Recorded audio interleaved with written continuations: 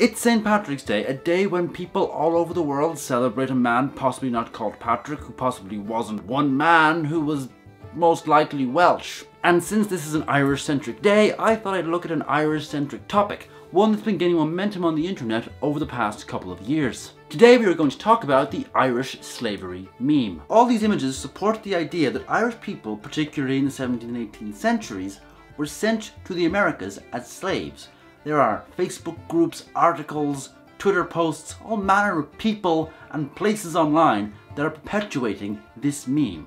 And it seems, especially in the wake of Ferguson and Charleston, that there's been an upshot in the popularity of this meme. 2016's Black History Month saw the most Google searches for Irish slavery ever. And it is often brought up to diminish the experience of African American people. The gist of it usually is, our white ancestors had it really bad, and we don't bother complaining about it, so why do you? It's actually gotten to the point where you can buy merchandising for this thing.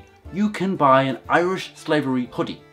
That is a thing you can buy on the internet. I mean, you can also buy this inflatable unicorn horn for your cat, but that doesn't mean you should. And there's clearly a product that even the thing you're buying it for is going to judge you. There are a few books that started appearing around the early 2000s that broached this topic, but the main online source is a 2008 article posted on globalresearch.ca. The article in question is by a man called John Martin, and it is both unsourced and highly inaccurate. I don't want to get too bogged down in this article itself, but I couldn't find any statistics that matched up any of the statistics that actually were quoted in the article. For example, in his article, Martin says there was 1.5 million people living in Ireland in 1641, and a decade later the population was down to 600,000. Firstly, without getting into the nitty-gritty of Irish demography, you can't get an accurate census reading for Ireland before 1841. Secondly, the nearest estimate I could find to that was 850,000 people. 600,000 is an estimate number of people who died during the Confederacy Wars and the Cromwellian reconquest of Ireland, but that is not an estimate for the entire island's population at any time in this period. Martin also makes a point that 1,300 slaves were at one point drowned by one slave ship's crew because they wanted to have more food for themselves, but no ship of that period could hold that many people.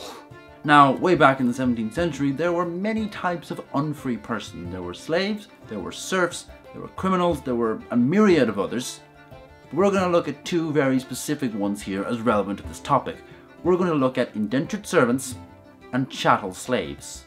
An indentured servant was generally a European who paid for their passage to the New World by agreeing to work for someone for 2 to 7 years. Now, there were indentured servants who were criminals or political prisoners or just poor people who were forcibly transplanted to the New World. And life for these people was not necessarily easy. They could have poor accommodation, they could have poor diets, they could be whipped, they could be fined, they could have their indenture extended. What is important to note is that the indenture itself was the property of the master, not the person. The Irish slavery meme tends to focus a lot on Irish people sent to the Caribbean. And if you were a political prisoner, for example, you could be sent off without any limit on your indenture. However, upon their arrival in Barbados, and this was a legal requirement, they were given a period of service based on their age. During their indenture, there were limits placed on these people. For example, they couldn't engage in commerce, they couldn't own guns, they couldn't command ships, and they couldn't get married. And while many did die from the hardships they endured, indentured servants were not servants for life. When their period of indenture was up, those people were free. At the end of an indenture, a servant would get what was called their freedom dues, which could be property, it could be money, but most importantly what they got was freedom. They became free members of society. Chattel slaves, on the other hand, were livestock. They were listed amongst inventories of cattle.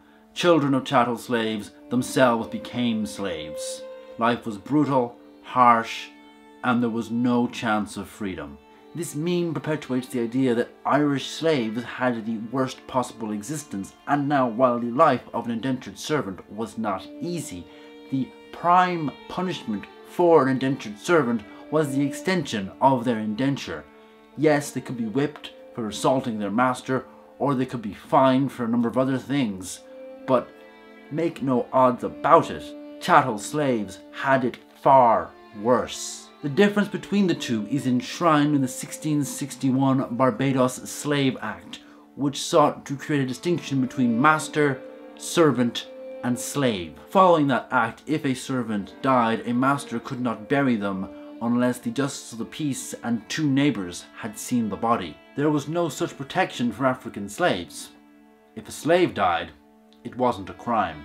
A slave could be killed by anyone, even an Irish servant, for stealing. If an African slave assaulted a Christian, for the first offence they would be whipped, for a second they would be whipped, branded with fire and have their nose slit, and for a third there would be greater corporal punishment. For example, in 1654 a chattel slave stole a pig.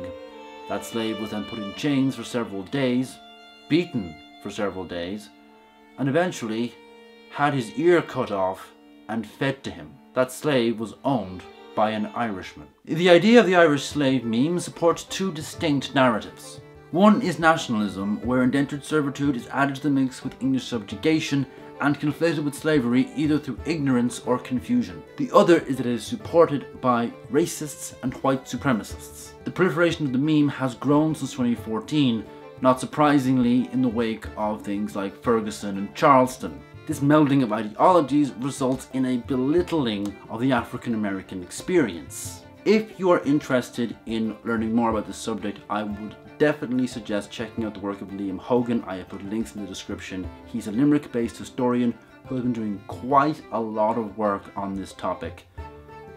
It's definitely worth reading. Thank you for watching.